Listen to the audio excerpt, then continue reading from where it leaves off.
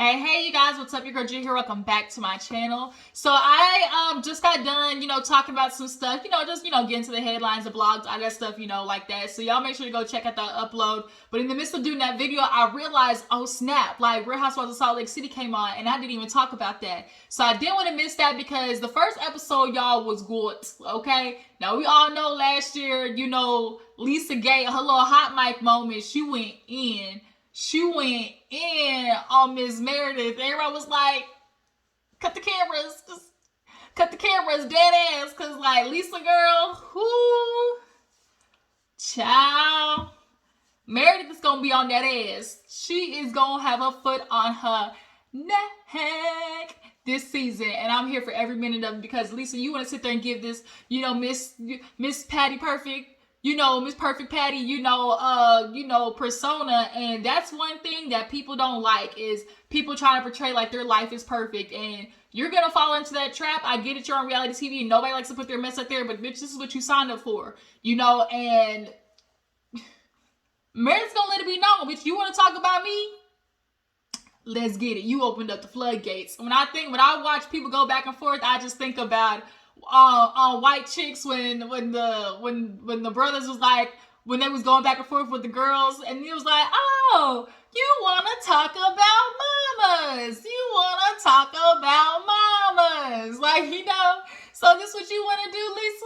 Let's get it. All right, so y'all, Real Housewives of Salt Lake City, we're gonna get into everything. It wasn't really that much this episode, but it's enough to talk about. Like I said, yeah, let's get into it. So we open up the episode and they're doing like the playback of everybody's like first season and talking about, what it was and everything like that. And of course they played the clip of Lisa, and it's just like, we're going to do a quick flashback before we, rewind to the current, times. So we do a little, fast forward after we go through the clips. Of course, Jen talking about what she do. I make millions of dollars. And it's like, well, bitch, millions of dollars looking like it's a scam. It's looking like some scamerization, and the IRS is on dead ass. That's the one thing you don't want to play with. It's the alphabet people, okay? DEA, CIA, FBI, IRS, INS. Leave the alphabet people alone, okay? And Jen, your ass is next on the chopping block. I don't know why you hoes get on national TV knowing that y'all got bones in y'all's closets. When they see people with these lavish lifestyles, the government's gonna look into it like that. They want to see, oh, you want to come on talking about, oh, look at Chateau Cheray, look at, Jen Shaw Chateau, look at my humble abode. And it really ain't humble, but when there's all these big lavish lifestyles, people want to know how you get it. And Jen, it ain't looking too good for you, my boo-boo. It's starting to look like you got it by scamming old folks and, disabled people. They don't take too kindly to scamming the old folks now. Play with some pets and old people. Do that. Yeah, so that playback was funny, but we get to the current day situation and we're watching Meredith in the car, Lisa in the car, and they're basically talking like, oh, I'm gonna go meet up and have brunch with somebody. I knew they weren't meeting each other, but essentially Heather goes to meet with Lisa, and she was like, this must be a cold day in hell because she's scraping down here to go meet with me. Like, bitch must be desperate. And clearly she is. And it's so funny how we're seeing Lisa, Whitney, and Heather, like, try to be friends this season because Lisa done fucked up. And so it's like, damn, now I gotta turn to the two people I really don't even mess with the most. And it's like giving real, like, and then Heather, she wants to be accepted so bad. And I also think it just plays into her, her subconscious of like people who grow up in that indoctrination of like, the Mormon church, like there's always this thing of feeling like, oh, I got to be accepted. I want to be a part of the crowd, and so Heather vied for that with Lisa because Lisa, appears to be, the it girl, she's the girl that, is in the crowd, and she kind of represents, the Regina George of it all. So a part of Heather is like, if I just meet with Lisa, maybe she won't hate me as much. It's like, man, fuck that bitch. Like, honestly, fuck her and the word she wrote in on. But they go and meet, and, Heather's like, well, shit, Lisa, what's going on? And she's like, look, I just, need help from you because it seems that you're able to say whatever you want to say and, come out, unscathed and everything like that. But the minute I say something, all hell breaks loose. And it's like, Lisa, you're trying to make this comparison as if like, oh, it's because you did it. Like, everybody's attacking me because it's just me. Nobody likes Lisa and they're coming after me because I said something. It's not because, oh, we're just coming after you because you're Lisa. But do you not remember what you said? Like, I feel like she's just blatantly ignoring the content of what she said because she knows it was fucked up. Like, let's run down the list of the things you said, Lisa. And so I appreciate Heather when she broke it down to her. It's like, Lisa, at the end of the day, you gotta eat shit. You know, like, you gotta eat some humble pie, and Lisa don't know how to do it. She wanna sit there and try to tell us, oh, I've eaten enough humble pie, you know, I could bust out of this dress. And it's like, have you really? Like, you don't just feel like, I think Lisa feels like, oh, I apologize once or twice and then that's it. And it's like, no, like, a part of apologizing is taking accountability and, you know, acknowledging the things that you said, and you're just blatantly ignoring the things that you said. And so, like Heather said, I brought up to her, it's like, you know, all the people are going to have questions. One, you know, was it purposeful? Two, you know, do you really believe what you said? And you know, and so she asked Lisa, or Lisa asked Heather, do you think I, you know, do you think I meant, or that's what, did you mean what you said or whatever? And Lisa's like, well, do you think I meant it? And Heather was like, straight up, yes, I absolutely do think you meant it.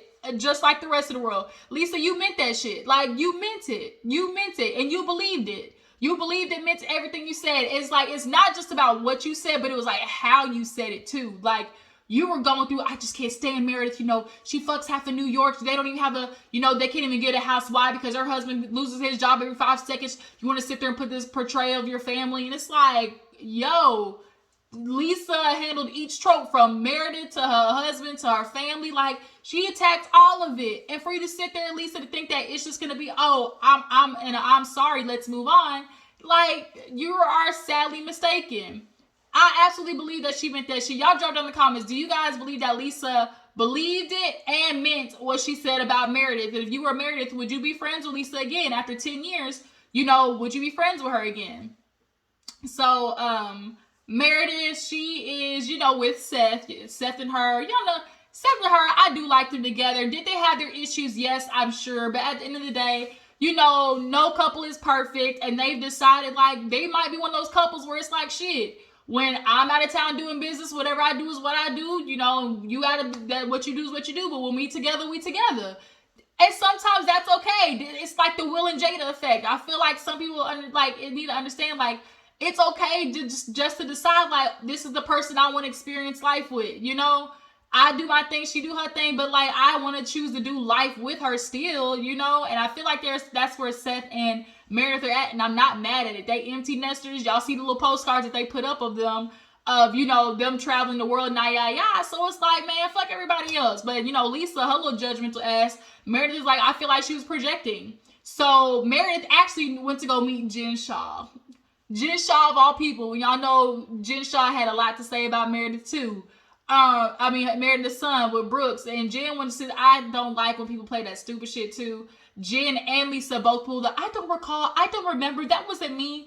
And it's like, Jen, that was your Twitter account. What the fuck you talking about? Your validated Twitter account. So don't nobody else got the checkmark Twitter account but your ass. Like, come on now.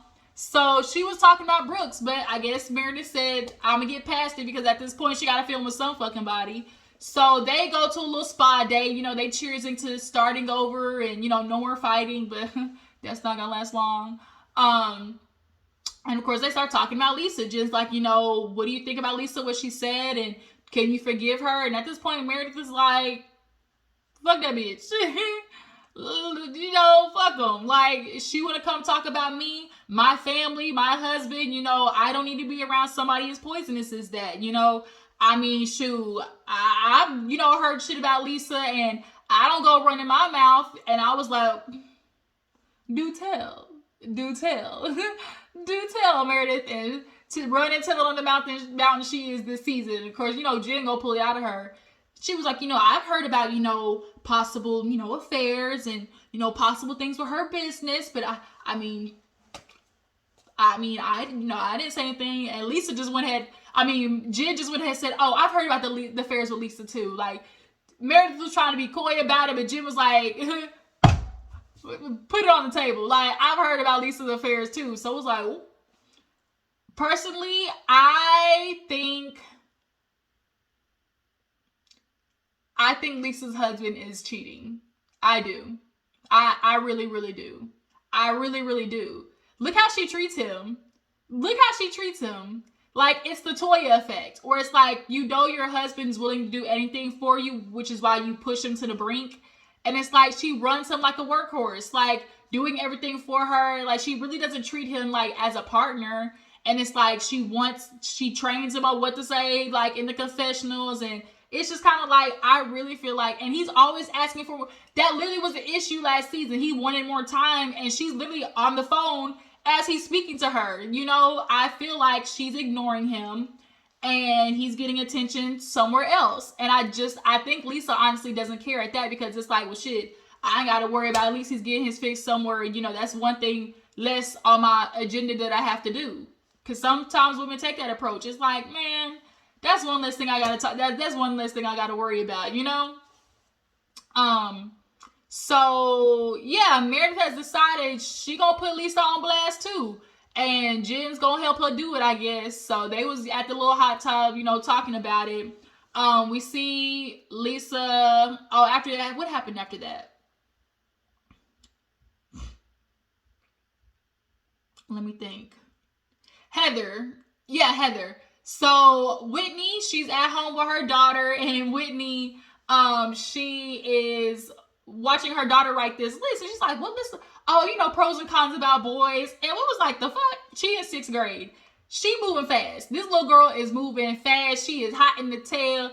She like, and when Heather walked in, she was like, "Girl, think about you in 6th grade." And Whitney's like, "I didn't even do anything. I had my first kiss till I was 15. You know, I tried to follow, you know, the guidelines of the Bible, of, you know, the Mormon attributes or whatever it's called. You know, just let me try to be good, follow the rules." And she, like, that's what she tried to do. Heather's like, on the other hand, me, you know, on the other hand, I was a little different.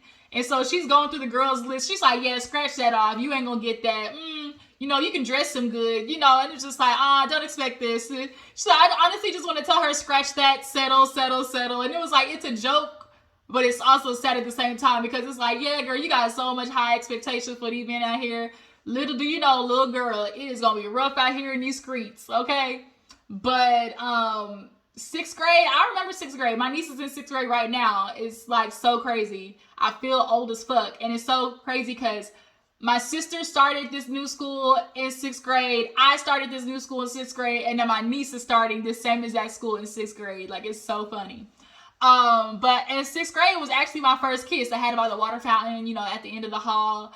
And his name was Trey. You know, shout out to Trey. How you doing? Been a minute since I seen you. Wonder what you up to right now. Actually, I do know what he's up to. I think he got like 2 kids now. I gotta reach out to him and see what he's doing. Me and Trey. What happened? What's the last time I seen Trey? That's the homie though. Like, but I still, like, 6th grade. That was who my first kiss was. You know, I moved into the new school, was new. He moved to the school, was new. You know, everybody has their first kiss story. Y'all drop down in the comments. What age were you when you had your first kiss? And where was it? How did it happen? Y'all drop down in the comments and tell me that. But nonetheless, Whitney and Heather are going over the fact of her wanting to basically excommunicate of the Mormon church. Whitney's a wild card, you know, and I actually, that outfit Whitney had on, the black, was actually really cute. The dad made me laugh too, because he was like, "I don't think I see enough on this cons list when it comes to the boys." The girl looked like him though too. But nonetheless, you know, Whitney's like, "I'm just ready to just feel like, let me shed all this weight of, you know, feeling like I got to appease the church." And at this point, as long as her name is on the list that they consider to be, you know, involved in the church, she's always going to either have to pay them. You know, everybody got to pay they whatever it is to these churches. And honestly, these churches be scamming money big. Watch that Scientology, the Scientology show stuff with Leah Remini. It will just blow your mind. It will blow your fucking mind. How deep it goes. But these churches, they are scammers. The FLDS, like, they be taking people's pensions and everything. Like, it's deep. Like, they the mob, low key, and they just hide it, you know, with, "Oh, Jesus is coming back." You know, that's what they hide it under. But yeah, Whitney's like, I don't want to deal with this. They still send me shit. I still got to pay. You know, if I move, they know where I moved to. You know, I want my name off this motherfucking list. Now, Heather, on the other hand, she's like, I just feel like Heather is weird because she still deals with like the acceptance part of it. And I understand you've been indoctrinated to feel like, oh, I got to appease these people. And so because she had a tumultuous relationship with like her mom and dad, and I mean her family, like her mom and dad, I think have passed away if I'm not mistaken. But you know, she wants to feel like a good daughter, and she would feel like she wouldn't be a good daughter if she removed that part of her. And then also she's worried about her kids, but her daughter's off, you know, in college and enjoying it. They have to say she want her daughter to go off, and she want to say it, but basically she want her to go out there, fuck, figure out her life, to try stuff, do drugs. You know, college is a time to figure it out. You know, college is a time for exploration. Heather didn't get to do it, so she's like, I want my daughter to go out there and do it. You know, do it and do it. All of the do it's. Just say yes. I mean, not to everything, you know, but just say yes to life. You know, live, girl, because I certainly didn't. So I appreciated Heather that last season when she was like, yeah, like, I want my daughter to go out there and just live. Like, figure out you. But her, on the other hand, she doesn't want her kids to get that backlash. But nonetheless, Whitney printed off the paper and she's going to send it off to the big ass church. And hopefully they will scratch her name off the list. Because Whitney said, I don't want to be here no more. Okay? So Jen, she's talking to somebody on the phone. We see Jen's little ass place. She ain't living big no more. Jen Shaw had a whole Erica Jane moment. Okay? Except this time, it's on her.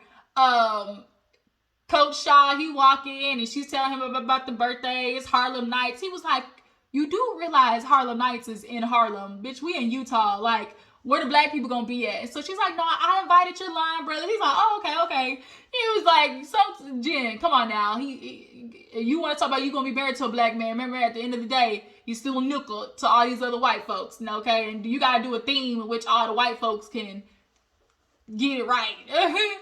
But, you know, he's supporting her. Jen is feeling like super stressed now that the court case is coming up. At this moment, she's still trying to plead non-guilty. But we know at this time, bitch changed it to guilty plea. But at the moment, at that time, she's still trying to tell the world, it wasn't me. It wasn't me. I don't know why everybody else pled guilty and got a plea deal. I don't know why. I'm so innocent. They're attacking me. Girl, the people that you worked with pled guilty. So they worked for you and pled guilty, bitch. Come on now. So, yeah, she planning on Harlem Nights' birthday. Did I miss anything actually before the birthday? I don't think so. So there's this friend. Her name's Angie. I'm going to assume that Angie is going to be, a friend of the season. I want them to bring back the other girl from last season. Was her name Angie too? Was this the same girl? Because I feel like last season her name was Angie too, if I'm not mistaken. This could be the same woman. But she lynched Jen Shaw her house. I'm sure she was like, girl, I'll lynch you my house to, possibly get on the show. And, bitch, I'll pay for everything because, bitch, we know you ain't got the money. All your money got to go to court and legal fees. So I got you. And so she decorated her house. It was super nice. Party was everybody, turned up, dressed nice or whatever. And at this moment, it's going to be hella awkward because Meredith is saying, like, fuck Lisa. Like, she came in. And Meredith ignored Lisa, and Lisa's feeling like, oh my God, I can't talk to Meredith, and, I want to talk to her, but obviously not tonight, and she's feeling like it's all about her, she's a victim, I did this because my feelings were hurt, blah, blah, blah. Sorry, y'all, I'm back, dealing with these goddamn kids, I tell you, kids, stress, just drink. That's all it is. They could drive. Kids could drive a passive drink. Like, they really could. But nonetheless, what was I talking about? Everybody at the party. Yeah, everybody turned up looking real cute. Lisa's like, oh my God, I should have wore sparkles. I'm the only one who doesn't have something glittery on. It's like, bitch, shut up. Don't nobody care. So Jen, of course, she show up and she see the wall and she's posing and stuff. And it's like, bitch, this ain't even your birthday. Like, this about your husband. So they come in and everybody's eating. I mean, it looked cute. Of course, Jen, it wasn't exactly how I would have done it, but I appreciate it. It was still nice. And it's like, bitch, I mean, you can't complain because you ain't paying for it. You ain't the one doing it. So shut your ass up and be grateful. Because she really did you a favor knowing that you ain't got no goddamn money. Your accounts is probably frozen. But yeah, so they come in. She gives this speech, you know, and basically talking about how hard it's been, and she appreciates everybody who's been there for her, and you know, her husband. Like, she low-key talked about her more than her husband, but nonetheless, he blows out his candle, and him and his little, you know, dogs or whatever, his fraternity brothers, they stepping and whatnot. I'm like, these white people don't know nothing about what they do, and they just looking at them, looking like, wow, oh, ooh, you know, they probably looked at all just shocked and stuff, and it's like, y'all ain't never seen no shit like this before, especially in Utah. They probably looking at them like, what is this magnificent step? What do you call that? Speaking of lying brothers, Heather said, I done divorced this man, and her loins, her vagina is itching for something to enter it, and it always seems that she itching for the BBC, okay? That big black, okay, we know what it is. Okay, that's what she's looking for, the BBC.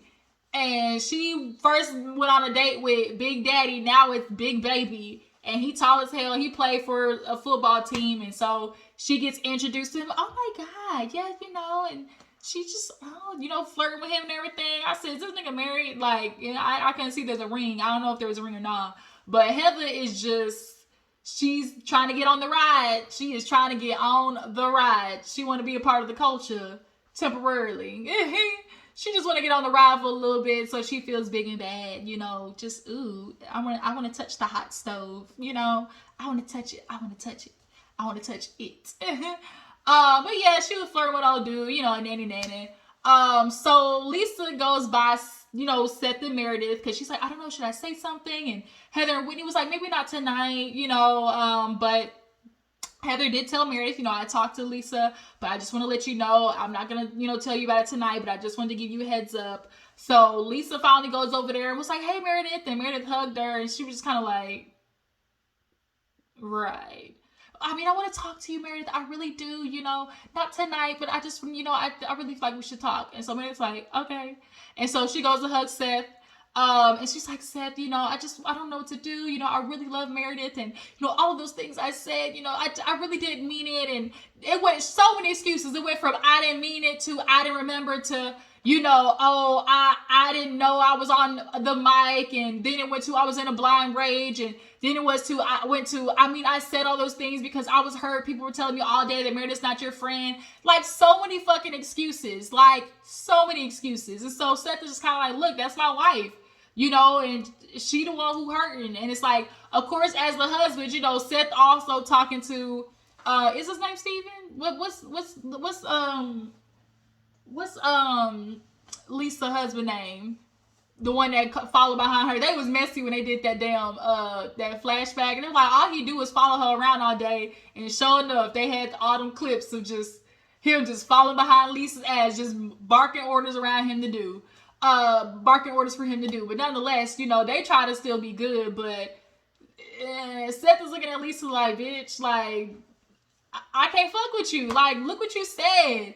And I was hurt too, Seth. You know, I was dealing with a lot. You know, I'm dealing with so much. Nobody ever asks about Lisa. I'm always checking on everybody else. And, you know, I'm always like, you know, people always feel like I'm just got this front up. And it's like, well, Lisa, if shit's wrong with you, say shit's wrong with you. But you don't. You keep trying to put up this persona. And then you're mad that nobody's asking about your day because, bitch, you keep acting like ain't nothing wrong with you. So you can't be mad at that. Like, oh my God, I'm going through so much and nobody's checking on me. Like, I always do so much and checking on everybody else. And I go through a lot of stuff. You know, I'm just a human moment. You know, I like, is she really gonna throw away this friendship over, you know, 10 years over just one rant? And it's like, bitch, it's not just about it being the rant. It's about what you said in the rant. You keep glossing over what the fuck you said. As a friend, would you really, like, if you hear somebody say that about you, could you really look at them the same as if you could trust them? Hell no. So Lisa, kiss my ass, kiss Meredith's ass and lick it with it. Like, lick it with it and get the step in. As Heavenly said, this shit took me off. Kiss my ass and climb a tree. That's how I feel. Kiss my ass and climb a tree. And that's how Meredith feels. Kiss her ass and climb a tree. So, basically it's the end of the episode. after that situation, and we're gonna see how the season plays out. Looking definitely interesting. But y'all tell me what you feel about Salt Lake City, Whitney and Heather now being friends with Lisa, Meredith and Jen. Y'all think Coach Shaw knew about Jen's transgressions? Do you guys feel like Meredith, if you were Meredith, would you forgive Lisa? Yeah, that's it, y'all. Make sure y'all stay tuned for my other uploads. Follow my Instagram